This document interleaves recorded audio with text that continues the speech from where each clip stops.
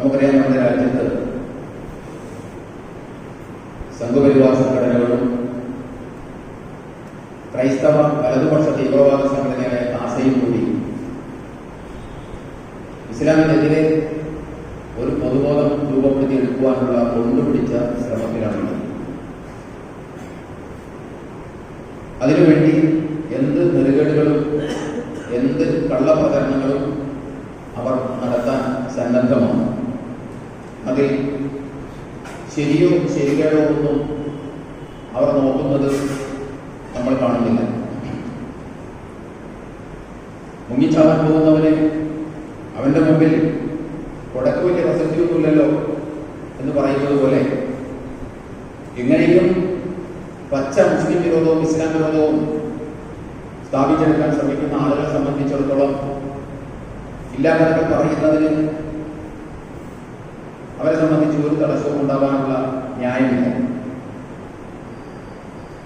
അതിന് ഏറ്റവും വലിയ ഉദാഹരണമാണ്, ഏറ്റവും പുതിയ ഉദാഹരണമാണ് ആയിരക്കണക്കിന് കുട്ടികളുടെ തലയിലേക്ക് ബോംബ് വാരി വിതറി അതിക്രൂരമായി കൊലപ്പെടുത്തുമ്പോഴും ചിതറിത്തിരിക്കുന്ന തലയൊട്ടികളും കൊച്ചുകുട്ടികളുടെ എടുത്തുകൂട്ടി തിരിയാത്ത, നമ്മളെപ്പോഴും പറയാറുള്ളത് പോലെ ബോംബെന്നോ തീവ്രവാദമെന്നോ ഭീകരവാദമെന്നോ മിസൈലെന്നോ അറിയാത്ത ആയിരക്കണക്കിന് സ്ത്രീകളുടെയും കുട്ടികളുടെയും തലയിലേക്ക് ബോംബുകൾ വാരി വിതറി അവരെ അതിക്രൂരമായി കൊലപ്പെടുത്തുമ്പോഴും അതിനെതിരെ ലോകത്തുള്ള എല്ലാ മനുഷ്യത്വമുള്ള മുഴുവൻ മനുഷ്യരും, ഫ്രാൻസിസ് മാർപ്പാപ്പ അടക്കം ലോകത്തുള്ള എല്ലാവരും ഇസ്രായേലിനെതിരെ തിരിയുമ്പോഴും സംഘപരിവാർ സംഘടനകളും ക്രൈസ്തവ വലതുപക്ഷ തീവ്രവാദ സംഘടനയായ കാസയും പോപ്പിന് പോലും വേണ്ടാത്ത ഇസ്രായേലിന് വേണ്ടി ഹല്ലേലൂയ പാടാൻ ശ്രമിക്കുന്നതിന്റെ മനഃശാസ്ത്രം അതാണ്. അല്ലെങ്കിൽ പോപ്പിന് വേണ്ടാത്ത ഇസ്രായേലിനെ കാസക്ക് വേണ്ടിവരുന്നത്, പോപ്പിന് മഹബത്തില്ലാത്ത ഇസ്രായേലിനോട് കാസക്ക് മഹബത്ത് വരുന്നത്, അതിന്റെ പിന്നിലുള്ള മനഃശാസ്ത്രം ഇതാണ്. പച്ചയായ മുസ്ലിം വിരോധവും പച്ചയായ ഇസ്ലാം വിരോധവുമാണ്. അതിന് എന്ത് പച്ചക്കടങ്ങളോ അവർ പറയും. നമുക്കറിയാം, ഒക്ടോബർ 7-ന് ശേഷം അതിനോടനുബന്ധിച്ചുള്ള ദിവസങ്ങളിൽ ലോകത്ത് ഏറ്റവും കൂടുതൽ വ്യാജ പ്രചരണങ്ങൾ നടന്നത് ഇന്ത്യയിലാണ്. നമ്മളത് പലവട്ടം പറഞ്ഞു വെച്ചതാണ്. ഏറ്റവും കൂടുതൽ വ്യാജ പ്രചരണങ്ങൾ നടന്നത് ഇന്ത്യയിലാണ് ഒക്ടോബർ 7-ന് ശേഷം. ഹമാസ് ഇസ്രായേൽ കോൺഫ്ലിക്റ്റുമായി ബന്ധപ്പെട്ട് ലോകത്ത് ഏറ്റവും കൂടുതൽ ഫേക്ക് ന്യൂസ് വ്യാപകമായി ഷെയർ ചെയ്യപ്പെട്ടത് ഇന്ത്യയിലാണ്.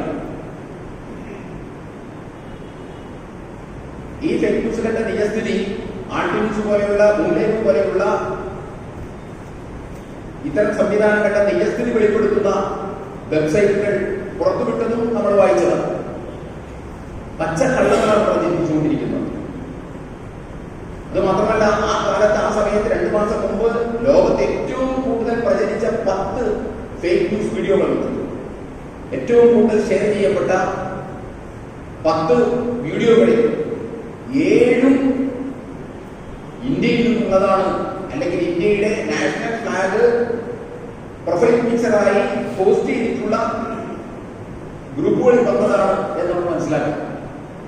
അത് മാത്രമല്ല, ലോകത്തെ ഏറ്റവും കുറവ് ഫലസ്തീൻ വിരുദ്ധ, ഇസ്രായേൽ വിരുദ്ധ, ഫലസ്തീൻ അനുകൂല പ്രകടനങ്ങൾ നടന്നത് ലോകത്തെ ഏറ്റവും വലിയ ജനാധിപത്യ രാഷ്ട്രമായ ഇന്ത്യയിലാണ് നമ്മൾ മനസ്സിലാക്കണം.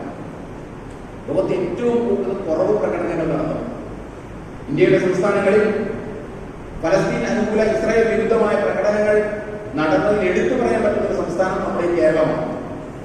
മുസ്ലിം ലീഗ് അടക്കമുള്ള രാഷ്ട്രീയ പ്രസ്ഥാനം നടത്തിയ അതിഗംഭീരമായ പ്രകടനമാണ് ഇന്ത്യയിലെ 10-28 സംസ്ഥാനങ്ങൾ താരതമ്യം ചെയ്യുമ്പോൾ നമ്മുടെ രാജ്യത്ത് നടന്നത്. നമ്മുടെ രാജ്യം ഏറ്റവും വലിയ ജനാധിപത്യ രാജ്യമാണ് എന്ന് കൂടി മനസ്സിലാക്കാം. ജനാധിപത്യപരമായ അവകാശങ്ങൾ എല്ലാ യുദ്ധ നിയമങ്ങളും താക്കിപ്പറത്തിക്കൊണ്ട് പശ്ചിമേഷ്യയിൽ നടക്കുമ്പോൾ അതിനെതിരെയുള്ള ശബ്ദങ്ങളിൽ ഏറ്റവും കൂടുതൽ ശബ്ദമുയർന്നത് നമ്മുടെ രാജ്യത്ത് നിന്നാണ്. അത് മാത്രമല്ല, അതിനുശേഷം നടന്ന കേരളത്തിലെ ഏറ്റവും വലിയ ഭീകരാക്രമണം, കളമശ്ശേരിയിൽ നടന്ന ഭീകരാക്രമണത്തിന്റെ കാര്യത്തിൽ അതിന്റെ മൾട്ടിപ്പിൾ ഡയമെൻഷൻ നമ്മൾ കണ്ടതാണ്. നുണപ്രചരണങ്ങളുടെ മൾട്ടിപ്പിൾ ഡയമെൻഷൻ നമ്മൾ കണ്ടതാണ്.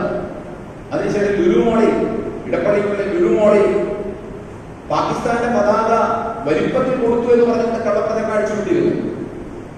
കോഴിക്കോട് നടന്ന ഫലസ്തീൻ അനുകൂല റാലിയിൽ ഇറ്റലിയുടെ ഫ്ലാഗ് ഉപയോഗിച്ചു എന്ന് പറഞ്ഞുകൊണ്ടുള്ള കള്ളപ്രചരണങ്ങൾ നടത്തിയിരുന്നു.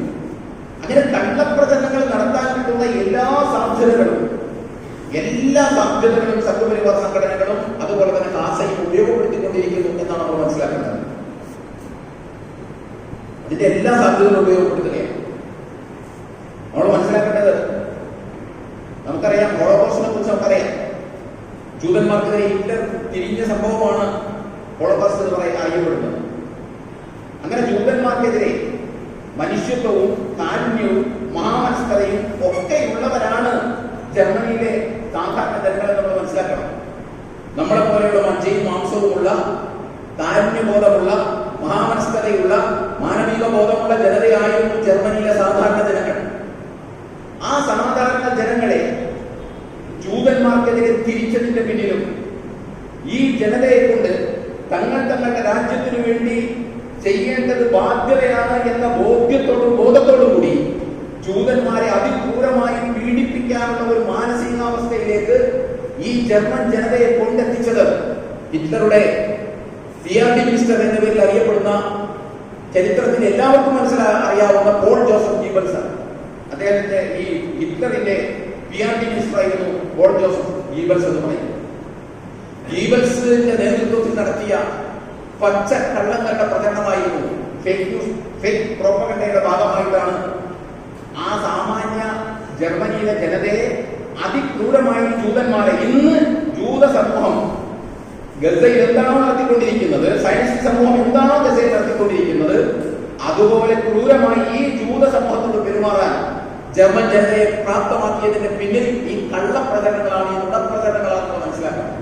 അതിനുശേഷം ലോകത്തെ എല്ലാ സാമൂഹിക രാഷ്ട്രീയ രംഗങ്ങളിലും ഭരണകൂടങ്ങളും അല്ലാത്തവരും പ്രയോഗിച്ച് ഫലസിദ്ധി കണ്ട ഒന്നാണ് ഈ ലൈഫ് പ്രിൻസിപ്പിൾ എന്ന് പറയുന്നത്, ഈ നുണ തത്വം എന്ന് പറയുന്നത്. നുണ പ്രചരിപ്പിക്കുക, ആവർത്തിച്ച് പ്രചരിപ്പിച്ചുകൊണ്ടേയിരിക്കുക, കല്ലുവച്ച നട്ടാൽ വളക്കാത്ത നുണകൾ പ്രചരിപ്പിക്കുക, ആവർത്തിച്ച് പ്രചരിപ്പിച്ചുകൊണ്ടിരുന്നാൽ ജനങ്ങൾ അത് വിശ്വസിക്കുമെന്ന തത്വമാണ് ഗീബൽസ് പ്രയോഗിച്ചത്. അത് പല രംഗങ്ങളിലും രാഷ്ട്രീയക്കാരും രാഷ്ട്രനായകന്മാരും പ്രയോഗിച്ച് ഫലസിദ്ധി കണ്ടതാണ്. അത് തന്നെയാണ് നമ്മുടെ സംഘപരിവാറും മുസ്ലിങ്ങൾക്കും ഇസ്ലാമിനെതിരെയും ഇന്ത്യയിൽ പ്രയോഗിച്ചുകൊണ്ടിരിക്കുന്നത്. ഇത്തരം ഒരു നുണപ്രചരണങ്ങളിലൂടെ ഒരു ഇസ്ലാമിനെതിരെ ഒരു പൊതുബോധം സൃഷ്ടിച്ചാൽ, ഒരു പൊതുബോധം ഇസ്ലാമിനും മുസ്ലിങ്ങൾക്കുമെതിരെ സൃഷ്ടിച്ചാൽ പരമോന്നത നീതിപീഠത്തെ പോലും സമ്മർദ്ദത്തിലാക്കാൻ കഴിയും എന്ന് ഇന്ത്യയിൽ തെളിയിക്കപ്പെട്ടിട്ടുണ്ട്. നമ്മൾ മനസ്സിലാക്കേണ്ടത്, സുപ്രീം കോടതിയുടെ പരമോന്നത നീതിപീഠത്തിന്റെ ബാബറി മസ്ജിദ് വിധിയും അതിനുശേഷം നമ്മുടെ ഇന്ത്യ രാജ്യത്തെ പല സംസ്ഥാനങ്ങളിൽ വന്നിട്ടുള്ള ഹൈക്കോടതി വിധികളും പരിശോധിച്ച് നമുക്കറിയാൻ പറ്റും. സാമൂഹിക സമ്മർദ്ദത്തിന്റെ പേരിൽ നിർവാഹമില്ലാതെ ചില വിധികൾ നടത്തിയത് നമുക്ക് അത് ശ്രദ്ധിക്കുന്ന ആളുകളെ സംബന്ധിച്ചിടത്തോളം മനസ്സിലാക്കും. അതിന് ഗുണമുണ്ട്, അത് ഒരു പരിധിവരെ വിജയം കാണുന്നുണ്ട് എന്ന് തന്നെയാണ് നമ്മൾ മനസ്സിലാക്കേണ്ടത്. അതുകൊണ്ടാണ് പണ്ടത്തെ ഇന്ത്യ അല്ല ഇപ്പോഴത്തെ ഇന്ത്യ, പണ്ടത്തെ കേരളമല്ല ഇപ്പോഴത്തെ കേരളം, പണ്ടത്തെ ഇന്ത്യയും പണ്ടത്തെ കേരളവുമല്ല ഇപ്പോഴത്തെ ഇന്ത്യയും ഇപ്പോഴത്തെ കേരളവും എന്ന് പറയുന്നത്. നമ്മൾ എന്തൊക്കെ തന്നെ പറഞ്ഞാലും കേരളവും ആകെ മാറിക്കൊണ്ടിരിക്കുന്നു എന്ന് പല സന്ദർഭങ്ങളിൽ നമ്മൾ ബോധ്യപ്പെട്ടിട്ടുള്ളതാണ്. AN ഒക്കെ ആയിട്ട് ബന്ധപ്പെട്ട് സ്പീക്കർ, ബഹുമാന്യനായ സ്പീക്കറൊക്കെ ആയിട്ട് ബന്ധപ്പെട്ട് കേരളത്തിൽ നടന്ന ഗണപതി വിവാദത്തോടനുബന്ധിച്ച് ഈ പറഞ്ഞതുപോലെ അതിന്റെ മൾട്ടി ഡയമെൻഷൻ അഥവാ കള്ളപ്രചരണങ്ങളുടെ വ്യത്യസ്ത മാനങ്ങൾ നമ്മൾ ആ സംഭവത്തിലൊക്കെ അത് ശ്രദ്ധിക്കുന്ന ആളുകളെ സംബന്ധിച്ചിടത്തോളം അവരുടെ മനസ്സിൽ പറഞ്ഞിട്ടുണ്ടാകും. അങ്ങനെ ഞാൻ പറഞ്ഞു വരുന്നതിന് ചുരുക്കം ഇതാണ്: കേരളത്തിലും ഇന്ത്യയും സംഘപരിവാര സംഘടനകളും ക്രൈസ്തവ വലതുപക്ഷ തീവ്രവാദ സംഘടനയായ കാസയും കൂടി ഇസ്ലാമിനും മുസ്ലിങ്ങൾക്കുമെതിരെ ഒരു പൊതുബോധം സൃഷ്ടിക്കാൻ ശക്തമായി എല്ലാ സാധ്യതകളും ഉപയോഗപ്പെടുത്തിക്കൊണ്ട് ശ്രമിച്ചുകൊണ്ടിരിക്കുന്നു. ഈ ഒരു അന്തരീക്ഷത്തിൽ മുസ്ലിങ്ങൾ എന്ന് പറയുന്ന നമുക്ക് എന്ത് ചെയ്യാൻ കഴിയും എന്നതിനെ കുറിച്ച് ഗൗരവമായി നമ്മൾ ആലോചിക്കേണ്ടതുണ്ട്. നമസ്കരിക്കുന്ന, നോമ്പെടുക്കുന്ന, ഹജ്ജ് ചെയ്തിട്ടുള്ള, നാളെ സ്വർഗത്തിൽ പോകണം, അള്ളാഹുവിനെ വൃത്തി പിടിച്ചു പറ്റണം എന്നൊക്കെ വിചാരിക്കുന്ന നമ്മൾ ഓരോരുത്തരെ സംബന്ധിച്ചിടത്തോളം നമുക്ക് എന്ത് റോളാണുള്ളത് എന്ന് ഗൗരവമായി നമ്മൾ ആലോചിക്കേണ്ടതുണ്ട്. അവർ അതിശക്തമായ നുണപ്രചരണങ്ങൾ നടത്തുമ്പോൾ നുണബോംബുകൾ പോരാതെ ഇങ്ങനെ ചുട്ടുകൊണ്ടിരിക്കുമ്പോൾ തിരിച്ച് നുണബോംബുകൾ വാരി വിതറുകയല്ല സത്യവിശ്വാസി ചെയ്യേണ്ടത്. സത്യവിശ്വാസിയെ സംബന്ധിച്ചിടത്തോളം അത് സത്യവിശ്വാസിയുടെ ഇസ്ലാമിക് ഐഡന്റിറ്റിക്കും അവൻ പഠിച്ചിട്ടുള്ള വിശ്വാസത്തിനും നിരക്കുന്നതല്ല. അൽ ഗായത്തു തുബരിറുൽ വസ്ത എന്ന തത്വം ഒരു സത്യവിശ്വാസിക്ക് യോജിച്ചതല്ല. The end justify the means എന്ന് സാധാരണ പറയാറുള്ള പോലെ ലക്ഷ്യമാർഗത്തെ ന്യായീകരിക്കും എന്ന് പറയുന്ന തത്വം ഒരു സത്യവിശ്വാസിക്ക് ഫിറ്റല്ല. കാരണം അത് ഇസ്ലാമിക് ഐഡിയോളജി അംഗീകരിക്കുന്നില്ല. ഇസ്ലാമിക് ഐഡിയോളജിയെ സംബന്ധിച്ചിടത്തോളം ലക്ഷ്യം എത്രമാത്രം പവിത്രമാണ് അതുപോലെ തന്നെ പവിത്രമായിരിക്കണം അതിനുള്ള മാർഗവും എന്ന് നാം തിരിച്ചറിയണം. ലക്ഷ്യം ശരിയായതുകൊണ്ട് മാർഗം എങ്ങനെയും മാറാൻ പറ്റില്ല. ഇസ്ലാമിനെ സംബന്ധിച്ചിടത്തോളം ഇസ്ലാമിന്റെ പോളിസി എന്താണെന്ന് ചോദിച്ചാൽ അൽ ഗായത്തു ലാ തുബരിറുൽ വസ്ത എന്നതാണ്. ലക്ഷ്യം മാർഗത്തെ ന്യായീകരിക്കില്ല എന്ന് തന്നെയാണ് ഇസ്ലാമിന്റെ ഉറച്ച നിലപാട്. നമ്മെ സംബന്ധിച്ച് നമ്മൾ ശ്രമിക്കേണ്ടത് ഇസ്ലാമിന് അനുകൂലമായിട്ട് പൊതുബോധം സൃഷ്ടിച്ചെടുക്കാൻ കഴിയും. ഇസ്ലാമിന് അനുകൂലമായ ഒരു പൊതുബോധം നമ്മുടെ ചുറ്റുവട്ടത്തെ എങ്ങനെ സൃഷ്ടിച്ചെടുക്കാൻ കഴിയും, അതിൽ തനിക്കെന്ത് റോളാണ് ഉള്ളത് എന്നതിനെ കുറിച്ചാണ് നമ്മൾ ആലോചിക്കേണ്ടത്. അതിന് തിരിച്ച് ഞാൻ പറയുന്നത് അവരിങ്ങോട്ട് നുണവാരി വിതറുമ്പോൾ നമ്മെ സംബന്ധിച്ചിടത്തോളം അവരല്ലേ വിതറുന്നത്, അവർ മുസ്ലിങ്ങളല്ലല്ലോ, അതുകൊണ്ട് അവർക്കെതിരെ എന്ത് നുണയും പ്രചരിപ്പിക്കാം എന്ന് നമ്മൾ വിചാരിക്കുന്നു. അവർ എത്ര നുണകൾ പ്രചരിപ്പിച്ചാലും എത്ര കള്ള വ്യാജ വാർത്തകൾ പ്രചരിപ്പിച്ചാലും നമ്മെ സംബന്ധിച്ചിടത്തോളം അതിനെ പ്രതിരോധിക്കേണ്ടത് സ്വബർ കൊണ്ടും തഖ്വ കൊണ്ടുമാണ് എന്ന് നമ്മൾ മനസ്സിലാക്കണം. സ്വബർ കൊണ്ടും തഖ്വ കൊണ്ടും ആയിരിക്കണമെന്ന് ഞാൻ പറഞ്ഞതിന്റെ അർത്ഥം അതൊക്കെ കേട്ട് ക്ഷമിച്ചിരുന്നു കൊള്ളണമെന്ന അർത്ഥത്തിലല്ല. മറിച്ച് ഈ വ്യാജ പ്രചരണങ്ങൾ കേൾക്കുമ്പോൾ നമ്മൾ പ്രകോപിതരായി നമ്മെ സംബന്ധിച്ചിടത്തോളം ആവശ്യമില്ലാത്ത വ്യാജ പ്രചരണങ്ങൾ നമ്മളും ഷെയർ ചെയ്യപ്പെടും. അത് ചെയ്യാതെ സ്വബർ പാലിക്കണം. അത് അള്ളാഹുവിന്റെ വിധിവിലക്കുകൾ അതിലംഘിക്കലാണ്. കാരണം നുണ പറയാൻ പാടില്ല. ശിരിക്കാൻ വേണ്ടി പോലും നുണ പറയരുത് എന്ന് പഠിപ്പിച്ചതാണ് അള്ളാഹുവിന്റെ റസൂൽ സല്ലല്ലാഹു അലൈഹി വസല്ലം. അള്ളാഹുവിന്റെ റസൂൽ ഇമാം തുർമുദി അദ്ദേഹത്തിന്റെ ഈ സമാഹാരത്തിൽ ഉദ്ധരിച്ച ഒരു വചനമുണ്ട്. വൈലുൽ ലില്ലദീ യുഹദ്ദിസു ബിൽ ഹദീസ് ലിയുബഹിക മിൻഹുൽ ഖൗമ ഫയസ്രിബു വൈലുൽ ലഹു വൈലുൽ ലഹു. ആളുകളെ ചിരിപ്പിക്കാൻ വേണ്ടി പോലും നിങ്ങൾ നുണ പറയരുത് എന്ന് പഠിപ്പിച്ച പ്രവാചകൻ ആളുകളെ വെറുപ്പിക്കാൻ വേണ്ടി നുണ പറയും എന്ന് നമുക്ക് ചിന്തിക്കാൻ പോലും പറ്റില്ല. അള്ളാഹുവിന്റെ റസൂൽ അത് ചെയ്യില്ല. അതുകൊണ്ട് ഇസ്ലാമിക് ഐഡിയോളജി നുണപ്രചരണം എന്ന് പറയുന്ന ഒരു തത്വമില്ല. അത് നമുക്ക് അംഗീകരിക്കാൻ കഴിയില്ല. ആരെങ്കിലും നുണ പ്രചരിപ്പിച്ചാൽ അതിൽ പ്രകോപിതരാകാതെ അല്ലെങ്കിൽ അതിൽ പ്രകോപിതരായി നമ്മൾ തിരിച്ചു നുണ പ്രചരിപ്പിക്കുകയല്ല ചെയ്യേണ്ടത്. മറിച്ച് നമ്മൾ എന്ത് ചെയ്യണം? നമ്മൾ സ്വബർ പാലിക്കണം, കേട്ടിരിക്കണം, ക്ഷമിക്കണം എന്നല്ല. പ്രകോപിതരാകാതെ നമ്മൾ പിടിച്ചു നിൽക്കണം. നമ്മെ പ്രകോപിപ്പിക്കലാണ് ഇവരുടെ ഉദ്ദേശം. നമ്മൾ പ്രകോപിതരാകരുത്. ഇതൊക്കെ ഈ മാർഗത്തിൽ ഉള്ളത് തന്നെയാണ് എന്ന് അല്ലാഹു സുബ്ഹാനഹു വ തആല അവന്റെ വേദഗ്രന്ഥത്തിന്റെ 3-ാമത്തെ സൂറത്ത് ആൽ ഇംറാനിലെ 186-ാമത്തെ വചനത്തിൽ ലതുബ്ലവന്ന ഫീ അംവാലിക്കും വഅൻഫുസിക്കും വലതസ്മഅന്ന മിനല്ലദീന ഊതുൽ കിതാബ മിൻ ഖബ്ലിക്കും വമിനല്ലദീന അശ്റകൂ അദൻ കതീറാ വഇൻ തസ്ബിറൂ വതത്തഖൂ ഫഇന്ന ദാലിക മിൻ ഹസ്ബിൽ ഉമൂർ. അല്ലാഹു സുബ്ഹാനഹു വ തആല പറയുകയാണ്, നിങ്ങളുടെ ചുറ്റുവട്ടങ്ങളിൽ നിന്ന് പല ആളുകളിൽ നിന്നും നിങ്ങൾ ഇതുപോലെ ചെറിയ തമ്മാടിത്തരവും കേൾക്കേണ്ടി വരും. ഇല്ലാത്ത വ്യാജ പ്രകടനങ്ങൾ അവർ നിങ്ങൾക്ക് അഴിച്ചുവിടും. അപ്പോഴെല്ലാം നിങ്ങൾ പ്രകോപിതരായി തിരിച്ചത്തരം സമീപനം സ്വീകരിക്കുകയല്ല. നിങ്ങൾ കരുത്തോടെ പ്രകോപിതരാകാതെ പിടിച്ചു നിൽക്കുകയും അതുപോലെ തന്നെ അല്ലാഹുവിന്റെ വിധിവിലക്കുകൾ പാലിക്കാൻ സൂക്ഷ്മത കാണിക്കുകയും ചെയ്യുകയാണെങ്കിൽ തന്റെ ഇടമുള്ള ഒരു കാര്യമാണ് എന്നാണ് അല്ലാഹു സുബ്ഹാനഹു വ തആല പറയുന്നത്. അത് തന്റെ ഇടമുള്ള കാര്യമാണ്. അത് സാധാരണ എല്ലാവർക്കും പറ്റുന്നതല്ല. എല്ലാവരും സാധാരണ അവരിങ്ങോട്ട് പ്രചരിപ്പിച്ചോ എങ്കിൽ അങ്ങോട്ടും തിരിച്ച് കിടക്കട്ടെ വരണം, അവർക്കും കിടക്കട്ടെ എന്ന് വിചാരിക്കുന്നത് തന്റെ ഇടമുള്ള പണിയല്ല എന്ന് അല്ലാഹു സുബ്ഹാനഹു വ തആല പറയുന്നു. പ്രചോദനം പറയുന്നത് നിങ്ങൾ സ്വബർ പാലിക്കണം. സ്വബർ വളരെ വിശദമായ അർത്ഥസങ്കല്പങ്ങളുള്ള വിശുദ്ധ ഖുർആനിലെ ഒരു ടെർമിനോളജിയാണ്. നമ്മൾ ഇനിയും വിശദമായി പഠിക്കേണ്ടതാണ്. മറ്റു സന്ദർഭത്തിൽ അതിന് വിശദാംശങ്ങളിലേക്ക് നമുക്ക് കിടക്കാം. ഇപ്പൊ അല്ലാഹു ഉദ്ദേശിച്ചതാണ് സ്വബർ പാലിക്കണം. നിങ്ങൾ പിടിച്ചു നിൽക്കണം, പ്രകോപിതരാകരുത്. തിരിച്ച് അതേ നാണയത്തിലല്ല അടിക്കേണ്ടത്. അതേ നാണയത്തിലല്ല അടിക്കേണ്ടത് എന്ന് അല്ലാഹു സുബ്ഹാനഹു വ തആല പറയുക. പിന്നെ നമ്മൾ എന്ത് ചെയ്യണം? നമ്മളെ സംബന്ധിച്ചിടത്തോളം നമ്മൾ ചെയ്യേണ്ടത്, നമ്മൾ ഇസ്ലാമിന് അനുകൂലമായ ഒരു പൊതുബോധം സൃഷ്ടിക്കാൻ ശ്രമിക്കുക, ആ ശ്രമത്തിൽ പങ്കാളിയാവുക എന്നതാണ്. അതല്പം പ്രയാസമുള്ള സംഗതിയാണ്. ഇസ്ലാമിന് അനുകൂലമായ ഒരു പൊതുബോധം സൃഷ്ടിക്കുക എന്ന് പറയുന്നത് ഈ കാലഘട്ടത്തിന്റെ ഭാഷയുമാണ്. ഇസ്ലാമിന് അനുകൂലമായ ഒരു പൊതുബോധം സൃഷ്ടിക്കാൻ നമ്മൾ ശ്രമിക്കണം. കാരണം ഇസ്ലാമിനെതിരായ ഒരു പൊതുബോധം സൃഷ്ടിച്ച് നീതിപീഠങ്ങളെ പോലും മുസ്ലിം വിരുദ്ധമാക്കി, ഇസ്ലാം വിരുദ്ധമാക്കി മാറ്റാനുള്ള ശ്രമം, കൊണ്ടുപിടിച്ച ശ്രമം ഇവിടെ നടത്തുമ്പോൾ ഇസ്ലാമിന് അനുകൂലമായ ഒരു പൊതുബോധം സൃഷ്ടിക്കുക എന്ന് പറയുന്നത് നമ്മുടെ ബാധ്യതയാണ്. അങ്ങനെയുള്ള ആ വർത്തമാനം ഉണ്ടല്ലോ ഇപ്പൊ ഞാൻ പറഞ്ഞത്, അത് കാലഘട്ടത്തിന്റെ ഒരു ഭാഷയുമാണ്. പൊതുബോധം സൃഷ്ടിക്കാൻ ശ്രമിക്കുക എന്ന് പറയുന്നത്. എന്നാൽ വിശുദ്ധ ഖുർആൻ ഈ ഭാഷയെ വളരെ മനോഹരമായി ഒറ്റ പദത്തിൽ നമുക്ക് പഠിപ്പിച്ചു തന്നിട്ടുണ്ട്.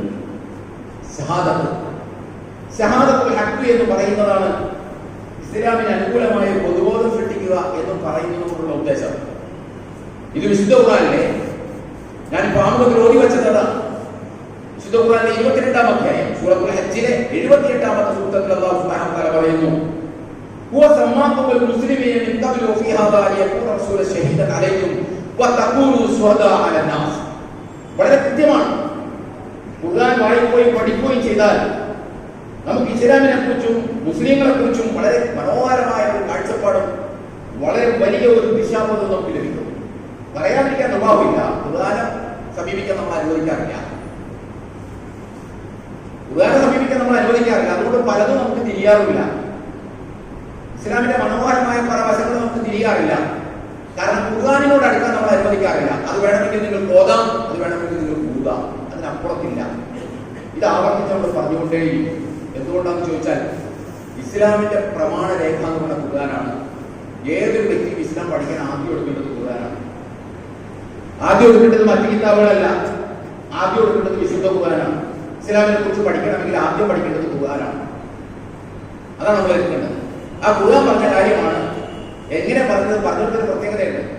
ഹുവ സമ്മാകുൽ മുസ്ലിമീന മിൻ ഖബ്ലു ഫീ ഹാദാ, നിങ്ങൾക്ക് ഞാൻ മുസ്ലിങ്ങൾ എന്ന് പേര് വിളിച്ചിരിക്കുന്നു. ഖുർആൻ ഇങ്ങനെ ഉള്ളത്, മുസ്ലിങ്ങൾ എന്ന് ഞാൻ നിങ്ങൾക്ക് പേര് വിളിച്ചിരിക്കുന്നു.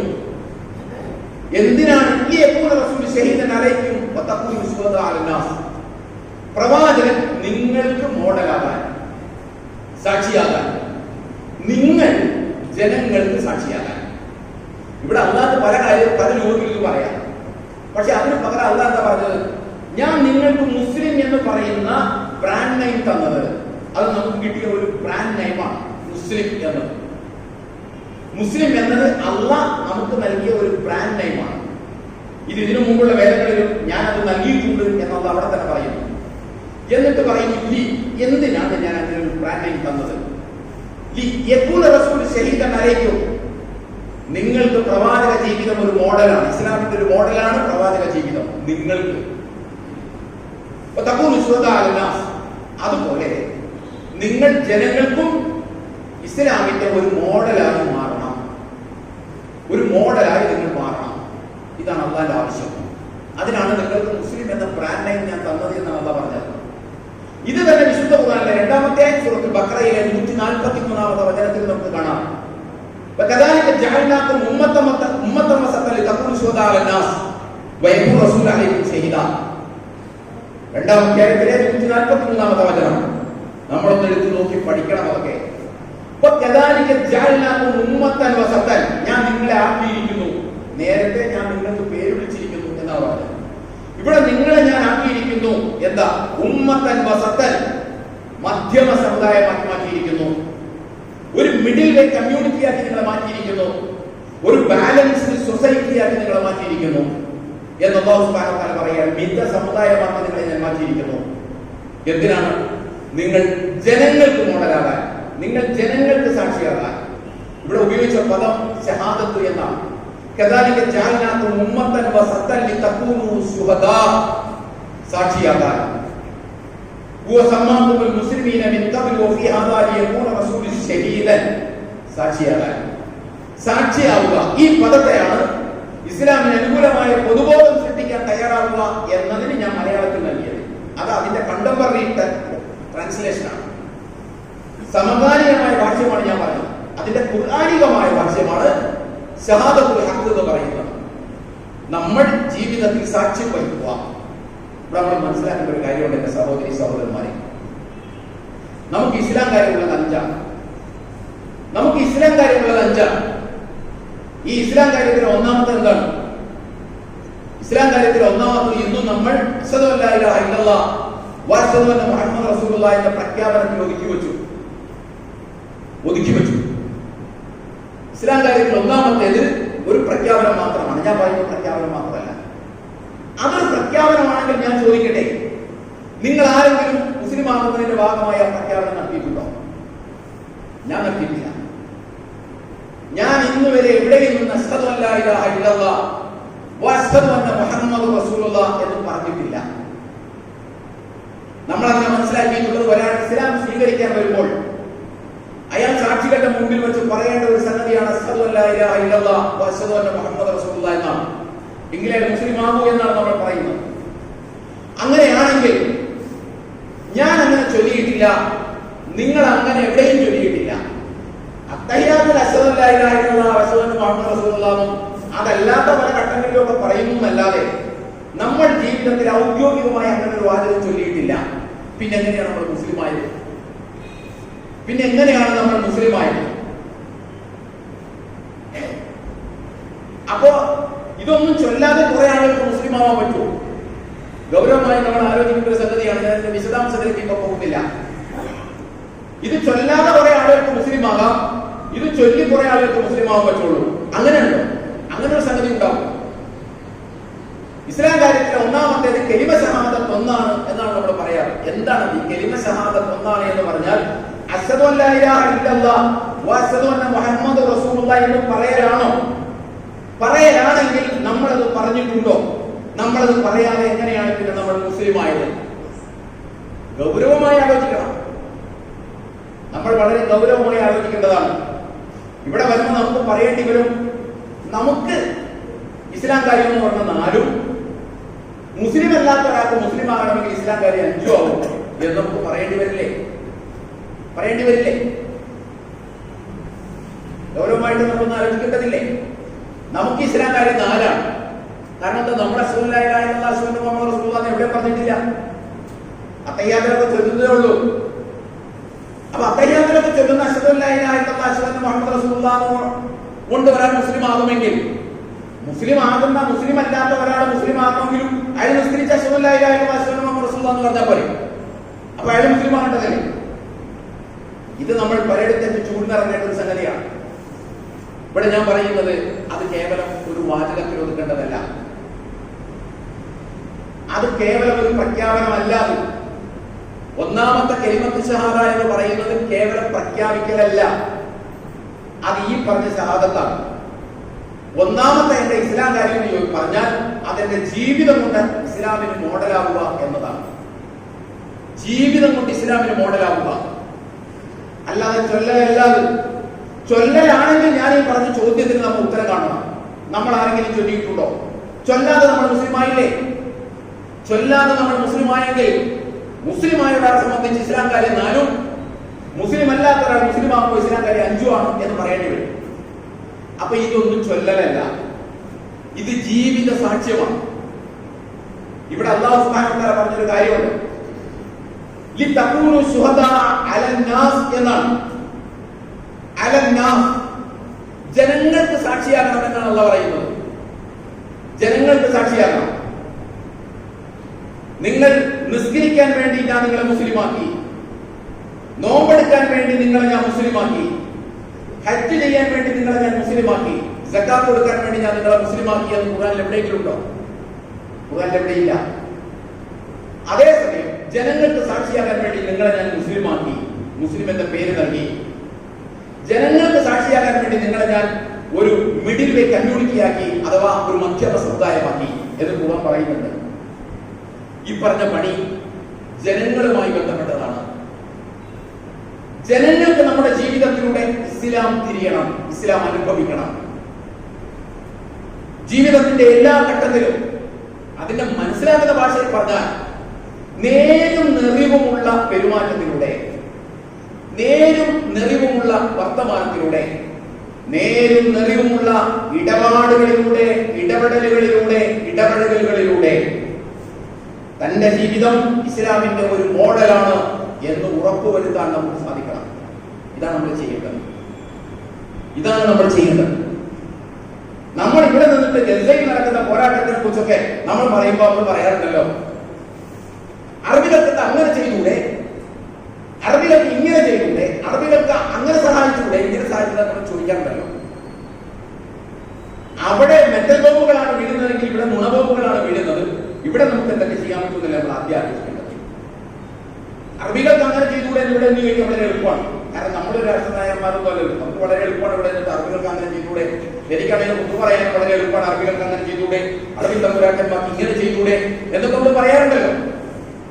അവിടെ മെറ്റൽ ബോംബ് വീഴുമ്പോൾ അറബി തമ്പുരാക്കന്മാർക്ക് ഇങ്ങനെ ചെയ്തുകൂടെ എന്ന് ചോദിക്കുമ്പോൾ, ഇവിടെ നുണബോംബ് വീഴുമ്പോൾ നമുക്ക് ഇങ്ങനെ ചെയ്തുകൂടെ എന്ന് ചോദിക്കാൻ പാടില്ല. ന്യായമായിട്ട് ജീവിതത്തിന് സത്യശുദ്ധമായ ജീവിതത്തിലൂടെ ഇസ്ലാമിന്റെ ഒരു മോഡലാക്കി മാറ്റുക, അതിനെ പ്രതിരോധിക്കാൻ ഈ നുണപ്രചാരങ്ങൾക്ക് സാധ്യമേ അല്ല, കഴിയില്ല. കാരണം അവരുടെ ഐഡിയോളജിയും നമ്മുടെ ഐഡിയോളജിയും തമ്മിൽ വ്യത്യാസമുണ്ട്. അപ്പൊ അതിന് നമുക്ക് എത്രത്തോളം സാധിക്കുമെന്നാണ് ഈ കെട്ട കാലത്ത് ഞാനും നിങ്ങളും ഗൗരവമായി ആലോചിക്കേണ്ടത്. അല്ലാതെ അറബികൾക്ക് എന്ത് ചെയ്യാൻ പറ്റും, ഹമാസിന് എന്ത് ചെയ്യാൻ പറ്റും, അതവരവിടെ ചെയ്യുന്നുണ്ട്. ചെയ്യുന്നവരൊക്കെ ചെയ്യുന്നുണ്ട്, ചെയ്യാത്തവരൊക്കെ ഉണ്ടായിരിക്കുന്നുണ്ട്. നമുക്ക് ഇങ്ങനെയെങ്കിലും മിനിമം ചെയ്തൂടെ? തന്റെ ജീവിതം വഴി ഒരാൾ ഇസ്ലാമിനെ തെറ്റിദ്ധരിക്കരുത്, തന്റെ ജീവിതം വഴി ഒരാൾ ഇസ്ലാമിനെ തെറ്റിദ്ധരിക്കരുത് എന്ന ഒരു നിർബന്ധ ബുദ്ധി നമുക്ക് വേണം. എന്ന് പറഞ്ഞാൽ ഇതിനർത്ഥം കൃത്യമായി നമസ്കരിക്കണം, കൃത്യമായി നോമ്പ് പിടിക്കണം, കൃത്യമായി ഹജ്ജ് ചെയ്യണം, കൃത്യമായി ഖുർആൻ പാരായണം ചെയ്യണം, കൃത്യമായി ദിക്ർ സലാത്ത് ചെല്ലണം എന്ന് മാത്രമല്ല. അത് ഞാൻ പലപ്പോഴും പറയാറുണ്ടല്ലോ. ഞാൻ കൃത്യമായി നോമ്പ് പിടിച്ചത് കൊണ്ട് നിങ്ങൾക്ക് എന്താ ഗുണം? ഞാൻ കൃത്യമായി ഹജ്ജ് ചെയ്തതുകൊണ്ട് നിങ്ങൾക്ക് വല്ല ഗുണമുണ്ടോ? ഞാൻ കൃത്യമായി നമസ്കരിച്ചു എന്നതുകൊണ്ട് നിങ്ങൾക്ക് എന്താണ് ഗുണം? നിങ്ങൾക്കല്ല ഗുണം. എന്റെ കൂടെ കിടക്കുന്ന എന്റെ ഭാര്യയ്ക്ക് പോലും ഞാൻ കൃത്യമായി നമസ്കരിച്ച ഒരു ഗുണവുമില്ല. ഗുണമുണ്ടാകണമെന്നുണ്ടെങ്കിൽ ആ നമസ്കാരത്തിലൂടെ, ആ നോമ്പിലൂടെ, ആ സക്കാത്തിലൂടെ, ഹജ്ജിലൂടെ, ദിക്റിലൂടെ, സലാത്തിലൂടെ, തസ്ബീഹിലൂടെ, തക്ബീറിലൂടെ, ഖുർആൻ പാരായണത്തിലൂടെ സത്യശുദ്ധമായി, നീതിപൂർണമായ, സത്യശുദ്ധമായ വർത്തമാനം പറയാൻ നമുക്ക് ആദ്യം കഴിയണം. നീതിപൂർണമായി പെരുമാറാൻ നമുക്ക് കഴിയണം. സത്യശുദ്ധമായി കച്ചവടം നടത്താൻ നമുക്ക് കഴിയണം. ഇടപാടുകൾ നടത്താൻ കഴിയണം. ഇടപെടലുകൾ നടത്താൻ കഴിയണം. അതിലൂടെ മറ്റുള്ളവനെ തന്റെ ജീവിതം അനുഭവിക്കാൻ കഴിയും. ഇതാണ് ഇസ്ലാമി എന്ന് അവൻ അനുഭവിക്കാൻ കഴിയും. ഇപ്പൊ നമ്മൾ ഇസ്ലാമിനെ കുറിച്ച് പ്രസംഗിച്ചുകൊണ്ടിരിക്കുകയാണ്. ഇസ്ലാമിനെ കുറിച്ച് അധികം പ്രസംഗിക്കേണ്ടതില്ല. ഇസ്ലാമിനെ കുറിച്ച് പ്രസംഗിക്കാൻ കുറച്ച് ആളുകൾക്കേ പറ്റുള്ളൂ. ഇപ്പൊ ഇവിടെ ഖുതുബകളിരിക്കുന്ന ആളുകൾക്ക് ഇസ്ലാമിനെ കുറിച്ച് പ്രസംഗിക്കാൻ പറ്റൂല. പക്ഷേ ഇസ്ലാമിനെ കുറിച്ച് മറ്റുള്ളവർക്ക് ശരിയായ ഒരു അനുഭവം കൊടുക്കാൻ ഇവിടെ ഇരിക്കുന്ന എല്ലാവർക്കും പറ്റും. അത് പറ്റും. ഏത് പെട്ടിക്കട കച്ചവടക്കാരനും പറ്റും, ഏത് മീൻ കച്ചവടക്കാരനും പറ്റും, ഏത് ഓട്ടോറിക്ഷ ഡ്രൈവർക്കും പറ്റും, ഏത് എഞ്ചിനീയർക്കും പറ്റും, ഏത് ഡോക്ടർക്കും പറ്റും ഇസ്ലാമിനെ അനുഭവിപ്പിക്കാൻ. അതിലൂടെ ഇസ്ലാമിന് അനുകൂലമായ ഒരു പൊതുബോധം സൃഷ്ടിച്ചെടുക്കാൻ ഓരോ മുസ്ലിമിനും സാധിക്കും. അത് തനിക്ക് എത്രത്തോളം സാധിക്കും എന്നാണ് നമ്മൾ ഗൗരവമായി ആലോചിക്കേണ്ടത്. ഞാനിത് പറയുമ്പോൾ ഷഹാദത്ത് വരിക്കണം. ഷഹാദത്ത് നമ്മൾ രക്തസാക്ഷി ആവണമെന്നതിനെ കുറിച്ചല്ല ഞാൻ പറയുന്നത്. രക്തസാക്ഷി ആകുന്നതിന് മുമ്പ് ജനങ്ങൾക്ക് സാക്ഷിയായി നമ്മൾ ജീവിക്കണം. ഞാൻ ഇതിലൂടെ ആരാധനകളെ ചെറുതാക്കുന്നു നിങ്ങൾക്ക് തോന്നേണ്ടതില്ല. ആരാധനകൾ നമ്മെ സത്യശുദ്ധമായ ജീവിതം നയിക്കാൻ പ്രാപ്തമാക്കുമ്പോൾ മാത്രമാണ് ആരാധനകൾക്ക് പോലും ഒരു റിലവൻസി, പ്രസക്തി ഉണ്ടാവും. അത് നമ്മൾ നമ്മുടെ മനസ്സിൽ ഊട്ടി ഉറപ്പിക്കണം. ആരാധനകൾ പോലും അല്ലാഹുവിന്റെ മുമ്പിൽ പ്രതിഫലാർഹമാകണമെങ്കിൽ, ആരാധനകൾ പോലും അല്ലാഹുവിന്റെ മുമ്പിൽ പ്രസക്തമാകണമെന്നുണ്ടെങ്കിൽ, ആ ആരാധനകൾ നിർവഹിക്കുന്നതിലൂടെ ആരാധനേതര ജീവിതത്തിൽ നമ്മെ അല്ലാഹുവിന്റെ വിധിവിലക്കുകൾ അതിലേക്കിരിക്കാതിരിക്കാൻ കരുത്ത് നൽകുമ്പോൾ മാത്രമാണ് അതിന് സാധിക്കുക. അത് സാധിക്കും നാം ഗൗരവമായിട്ട് ആലോചിക്കേണ്ടത്. നമുക്ക് ഇതിന്റെയൊക്കെ ഗൗരവം മനസ്സിലാക്കണമെന്നുണ്ടെങ്കിൽ നമ്മൾ ഖുർആനിൽ നിന്ന് ഇസ്ലാമിനെ പഠിക്കണം. നമുക്ക് പറ്റിപ്പോയ അബദ്ധം എന്താണെന്ന് ചോദിച്ചാൽ നമ്മൾ ഇസ്ലാമിനെ പഠിച്ചത് കർമ്മശാസ്ത്ര ഗ്രന്ഥങ്ങളിൽ നിന്നാണ്. കർമ്മശാസ്ത്ര ഗ്രന്ഥങ്ങൾ വെച്ചുകൊണ്ടാണ് ഇസ്ലാം നമ്മൾ പഠിച്ചത്. കർമ്മശാസ്ത്ര ഗ്രന്ഥങ്ങളിൽ ഇല്ലാത്ത ഒരുപാട് കാര്യങ്ങൾ വിശുദ്ധ ഖുർആനിലുണ്ട്. വിശുദ്ധ ഖുർആൻ ഒരുപാട് കാര്യങ്ങൾ പറഞ്ഞു വെക്കുന്നുണ്ട്. കർമ്മശാസ്ത്ര ഗ്രന്ഥങ്ങളിലൂടെ നമ്മൾ ഇസ്ലാമിനെ പഠിച്ചപ്പോ ഇസ്ലാം കേവലം ഒരു കർമാനുഷ്ഠാന മതമായി മാറിപ്പോയി. ആ കർമാനുഷ്ഠാനങ്ങൾ കൃത്യമായി നിർവഹിക്കുന്നതിനെ കുറിച്ച് മാത്രമാണ് നമുക്ക് വേവലാതിയുള്ളത്. എന്നാൽ വിശുദ്ധ ഖുർആൻ ഒരുപാട് കാര്യങ്ങൾ പറയുന്നു. ആ പറയുന്നതിൽ ഏറ്റവും സുപ്രധാനമായ ഒരു സംഗതിയാണ് എന്ത്? സത്യസാക്ഷ്യം വഹിക്കുക എന്ന് പറയുന്നത്. ഇസ്ലാം കാര്യം എണ്ണി പറയുമ്പോൾ ഞാൻ ഈ പറഞ്ഞ കാര്യം എപ്പോഴെങ്കിലും നമ്മുടെ മദ്രസാ വിദ്യാഭ്യാസത്തിനിടയിൽ പ്രഭാഷണങ്ങൾക്കിടയിൽ നമ്മെ ആരെങ്കിലും പഠിപ്പിച്ചിട്ടുണ്ടോ? ഇങ്ങനെ ഒരു സംഗതി നിങ്ങൾക്ക് ഒന്നാമതായി നിർവഹിക്കാറുണ്ട്. അത് നമ്മുടെ തലയിൽ അടിച്ചു കയറ്റിയിരുന്നുവെങ്കിൽ നമ്മുടെ ജീവിതം ഇതിലേറെ നന്നാകുമായിരുന്നു എന്ന് നമുക്ക് പറയാൻ കഴിയും. നമ്മൾ ഇസ്ലാം കാര്യം പറയാൻ തുടങ്ങിയത് നമസ്കാരം മുതലാണ്. നമസ്കാരം, സക്കാത്ത്, നോമ്പ്, ഹജ്ജ്, ഷഹാദത്ത് നമ്മൾ ഒരു പ്രഖ്യാപനത്തിൽ ഒതുക്കി. പിന്നെ അതിനെ കുറിച്ച് പറയാനില്ലല്ലോ. പിന്നെ അതിനെ കുറിച്ച് നമ്മൾ മിണ്ടാറില്ല. ഷഹാദത്ത് അങ്ങനെ ഒരു പ്രഖ്യാപനമല്ല. ഷഹാദത്ത് നമസ്കാരത്തിന് മുമ്പേ നമ്മൾ നിർവഹിക്കേണ്ട ഒരു കാര്യമാണ്. നമസ്കാരത്തിന് മുമ്പേ ജീവിതം കൊണ്ട് സാക്ഷി വഹിക്കുക എന്ന് പറയുന്നത് ഇടതടവില്ലാതെ നമ്മൾ ചെയ്യുന്ന ഒരു സംഗതിയാണ്. ഏതെങ്കിലും ഒരു പർട്ടിക്കുലർ ആയിട്ടുള്ള പ്രത്യേകമായ സമയത്ത് ചെയ്യേണ്ട കാര്യമില്ല. നമ്മുടെ ഓരോ അനക്കങ്ങളും അടക്കങ്ങളും, നേരത്തെ പറഞ്ഞ പോലെ ഇടപെടലുകളും ഇടപെടലുകളും എല്ലാം അള്ളാഹുവിന്റെ വിധി വിലക്കുകൾ അതിലംഘിക്കാതിരിക്കാൻ ശ്രദ്ധിക്കുകയും ഇത് അള്ളാഹുവിന്റെ മറ്റടിമകൾക്ക് ഇതൊരു സാക്ഷ്യമായ ഒരു മോഡലായി മാറുകയും ചെയ്യണം എന്ന നിർബന്ധ ബുദ്ധി നമുക്ക് വേണം. ഇതാണ് നമ്മൾ പഠിപ്പിക്കേണ്ടത്. ഇത് ഖുർആനിൽ നമുക്ക് കിട്ടും. ഖുർആൻ ആവർത്തിച്ച് പറഞ്ഞുകൊണ്ടിരിക്കുന്നുണ്ട്. ഇതിപ്പോ ഞാൻ പറഞ്ഞതിന്റെ ഉദ്ദേശം ഇത് കേവലം സംഘപരിവാർ ഗുണപ്രചരണം നടത്തുന്നതിനെ പ്രതിരോധിക്കാൻ വേണ്ടി മാത്രമല്ല. അങ്ങനെ മനസ്സിലാക്കരുത്. മറിച്ച് നാളെ അള്ളാഹുവിന്റെ തൃപ്തിയും പരലോകത്ത് സ്വർഗവും കരസ്ഥമാക്കാൻ അള്ളാഹു നമുക്ക് നിശ്ചയിച്ചു തന്ന ഒരു അസൈൻമെന്റ് ആണ്. നമുക്കല്ല നിശ്ചയിച്ചു തന്ന ഒരു അസൈൻമെന്റ് ആണ്. നമസ്കരിക്കണമെന്ന് പറഞ്ഞ പോലെ, നോമ്പ് പിടിക്കണമെന്ന് പറഞ്ഞ പോലെ, ഹജ്ജ് ചെയ്യണമെന്ന് പറഞ്ഞ പോലെ അള്ളാഹ് ഒന്നാമതായി തന്ന അസൈൻമെന്റ് ആണ് ഷഹാദത്ത് എന്ന് പറയുന്നത്, സത്യസാക്ഷ്യം എന്ന് പറയുന്നത്. ആളുകൾക്ക് മോഡലായി നിന്റെ ജീവിതത്തെ രൂപപ്പെടുത്തുകയും പരുവപ്പെടുത്തുകയും ചെയ്യണമെന്ന് പറഞ്ഞത് അത് ഒന്നാമത്തെ അസൈൻമെന്റ് ആണ്. രണ്ടാമത്തെ അസൈൻമെന്റ് ആണ് നമസ്കാരം. മൂന്നാമത്തെ അസൈൻമെന്റ് ആണ് സക്കാത്ത്. നാലാമത്തെ അസൈൻമെന്റ് ആണ് നോമ്പ്. അഞ്ചാമത്തെ അസൈൻമെന്റ് ആണ് ഹജ്ജ്. എന്ന് വിചാരിച്ച് നമ്മൾ എന്ത് ചെയ്യരുത്? ഇസ്ലാമിനെ ഇസ്ലാം കാര്യത്തിലേക്ക് ഒതുക്കരുത്. ഇസ്ലാമിനെ ഇസ്ലാം കാര്യത്തിൽ ഒതുക്കിക്കളഞ്ഞു നമ്മൾ. അങ്ങനെ ഇസ്ലാം ഒരു അനുഷ്ഠാന മതമായി മാറി. ഇസ്ലാമിനെ ഇസ്ലാം കാര്യത്തിൽ ഒതുക്കരുത്. ഈ അസൈൻമെന്റ് നമുക്ക് നിശ്ചയിച്ചത് നാളെ പരലോകത്ത് സ്വർഗം കരസ്ഥമാക്കാനാണ്. മാത്രമല്ല താൻ വിശ്വസിക്കുന്ന വിശ്വാസത്തോടുള്ള കമ്മിറ്റ്മെന്റിന്റെ ഭാഗം കൂടിയാണ് സത്യശുദ്ധമായി ജീവിതം നയിക്കുക എന്ന് പറയുന്നത്. താൻ അത് വിശ്വസിക്കുന്നു. നാളെ പരലോകമുണ്ട്, അള്ളാഹു എന്ന പരമയാഥാർത്ഥ്യമുണ്ട്. അതിൽ വിശ്വസിക്കല് എന്റെ വിശ്വാസത്തിൽ ആത്മാർത്ഥതയുണ്ട് എന്നതിന്റെ തെളിവാണ്. മൂന്നാമത്തേത് അള്ളാഹുവിന്റെ സൃഷ്ടികളോടുള്ള ഗുണകാംക്ഷ കൂടിയാണ് ഞാൻ സത്യശുദ്ധമായി ജീവിക്കുക എന്ന് പറയുന്നത്. എങ്കിലാണ് അവർക്ക് മോഡലാകുന്നത്. അവരത് മനസ്സിലാക്കണം. ഇസ്ലാമിനെ മനസ്സിലാക്കണം, ഇസ്ലാമിനെ അറിയണം, ഇസ്ലാമിനെ അനുഭവിക്കണം. നാലാമത്തേത് ഞാൻ ഈ പറഞ്ഞതുപോലെ ഇസ്ലാമിന്റെ പ്രതിയോഗികളെ പ്രതിരോധിക്കാനുള്ള നമ്പർ 1 ടൂളാണ് നാം സത്യശുദ്ധമായി ജീവിക്കുക എന്ന് പറയുന്നത്. ആ അയൽപക്കത്തേക്കൊന്നും പോകാതെ നമ്മൾ നമുക്കിഷ്ടം പോലെ ജീവിച്ചതിന് ശേഷം പ്രതിസന്ധിയിൽ അകപ്പെടുമ്പോൾ അള്ളാഹുവിന്റെ മുമ്പിൽ കൈപൊക്കിയാൽ ചിലപ്പോൾ അതിന് പ്രത്യുത്തരം കിട്ടണമെന്നില്ല. അതിന്റെ വിശദാംശം നമ്മൾ പറഞ്ഞു പോയതാണ്. അതുകൊണ്ട് ഈ സന്ദർഭത്തിൽ നമ്മൾ ആലോചിക്കേണ്ടത് നമുക്ക് എത്രമാത്രം സത്യശുദ്ധമായി ജീവിച്ച് സത്യസാക്ഷ്യം നിർവഹിക്കാൻ പറ്റും എന്നതിനെ കുറിച്ചാണ് നമ്മൾ ഓരോരുത്തരും അസ്വസ്ഥപ്പെടേണ്ടതും അലോസരപ്പെടേണ്ടതും ഈ ഘട്ടകാലത്ത് നമ്മുടെ ഏറ്റവും വലിയ ദൗത്യമായി മാറേണ്ടത്. അല്ലാഹു സുബ്ഹാനഹു വ തആല നമ്മെ അനുഗ്രഹിക്കുമാറാകട്ടെ. അതുമായി വിളിച്ചിട്ട് പഠിച്ച